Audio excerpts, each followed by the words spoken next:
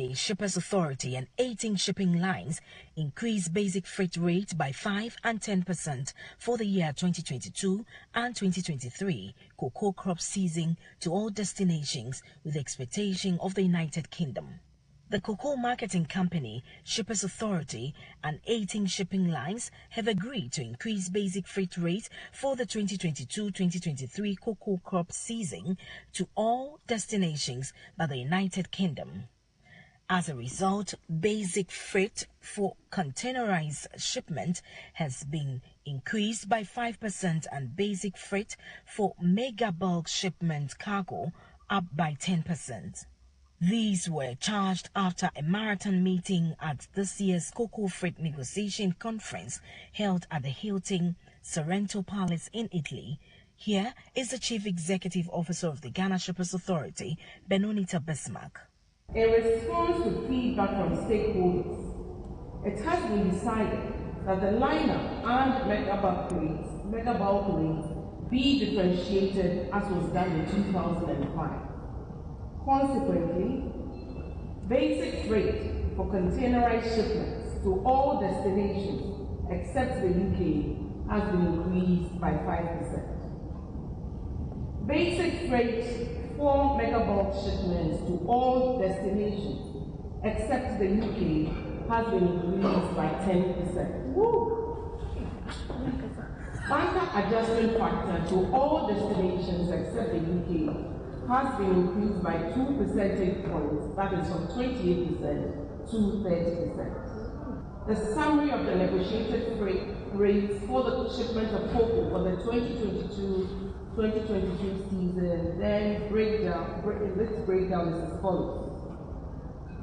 For batch cargo, UK is 31.50 pounds, North Continent 54.02 euro, Estonia 61.74 euro, Med 60.64 euro, Far East 100.44 to $106.09, Brazil $116.24, and for bulk, UK 31.50 pounds, North Continent 56.6 euro, Estonia 64.7 euro, Med 63.53 euro, and Brazil $121.78. And as indicated, the BAF for the UK remains unchanged. The North Continent 30%, Estonia, Med is at 30%. You hear the Chief Executive Officer of the Ghana Shippers Authority, Benonita Bismarck. Ghana-based agribusiness company Maflex Trust exports vegetables to markets such as the UK and Dubai and also supplies local companies. Speaking to the founder and managing director of the company, Felix Kamasa, about how he secured international clients, local import substitution opportunities, and why he sees potential in the processing of the sweet potatoes, he narrated that in 2012 he worked as an economist in the banking sector in Ghana, dabbling in farming on the other side.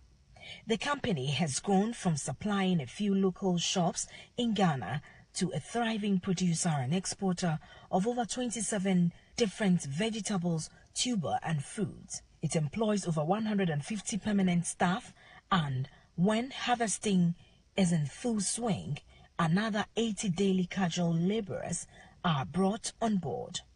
In 2020, Maflex produced 2,770 tons of vegetables, increasing it to more than 2,800 tons in 2021. Sweet potato, okra, and chili are the company's top 3 export products. However, Kamasa is not complacent about future revenue generation and activity seeks additional clients. Kamasa has therefore advised all exporters to aim higher and do their best, even to the local market. The head of the second biggest U.S. port export, the pandemic-era surge in consumer demand that snailed supply chain will start to cool, with evidence of the declaration already reflected in weaker inbound container arrivals. Imports into Long Beach have now fallen for 2 months. Meanwhile, the neighboring port of Los Angeles registered the biggest decline in inbound cargo since the early days of the COVID-19 pandemic in August. Together, the twin operations handle about 40% of the containerized trade in Asia. The most recent data shows U.S. consumer spending and retail sales rising at a sluggish pace, a sign that the hottest inflation in almost 4 decades is starting to take its toll on the economy. Ports had for months been overwhelmed by an influx of goods and triggered supply chain logjams and delivery delays, but that is showing signs of abating due to logistics improvement and as interest rate increases are starting to cool demand. Cadero and other U.S. ports directors forecast an earlier than normal peak season in July as retailers raced around the clock to avoid another logistics nightmare around the holiday. Now, despite a cool down in the second half of the year, Long Beach is still set for a strong year. Long Beach is among 29 ports on the U.S. West Coast awaiting the outcome of labor talks between the International Longshore and Warehouse Union, which represent 22,000 dock workers, and the Pacific Maritime Association negotiating on behalf of more than 70 employers.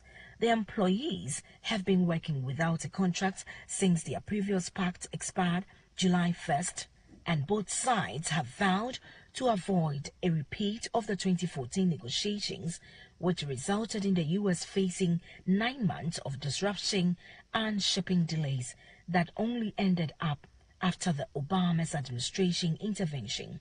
On this note, to wrap up this morning's edition of Maritime and Port News, proudly sponsored by the Ghana Shippers Authority, they provide you with the best in oil shipping.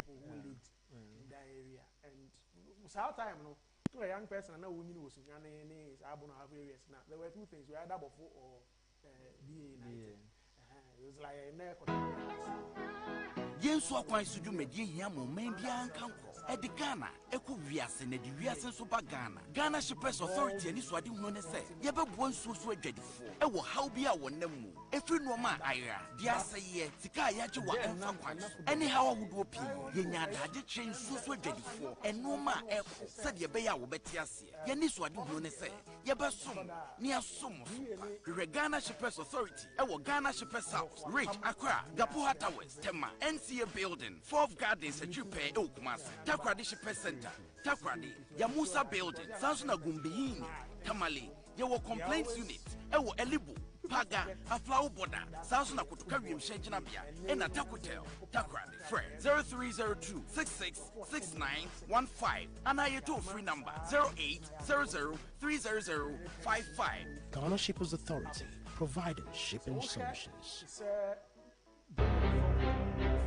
Do you know that 90% of the goods we consume are manufactured elsewhere and brought to us by ship? The cargo shipping industry is a key player in the world's economy, and as the world is changing, so is the shipping industry. Join me, Nanesi Boateng, from Monday to Friday at 9:30 a.m. on Omanfm as we bring to you updates on top issues in the maritime industry: the port congestion, the transit trade, the paperless port, revenue collection, awaiting times, and changing trends in global supply chain. Maritime and Port News is not just an award-winning news, it's an insightful and result-driven news. On Maritime and Port News, the importers, exporters, clearing agents, shipping line agencies, and consumers have a strong take. It's brief, precise,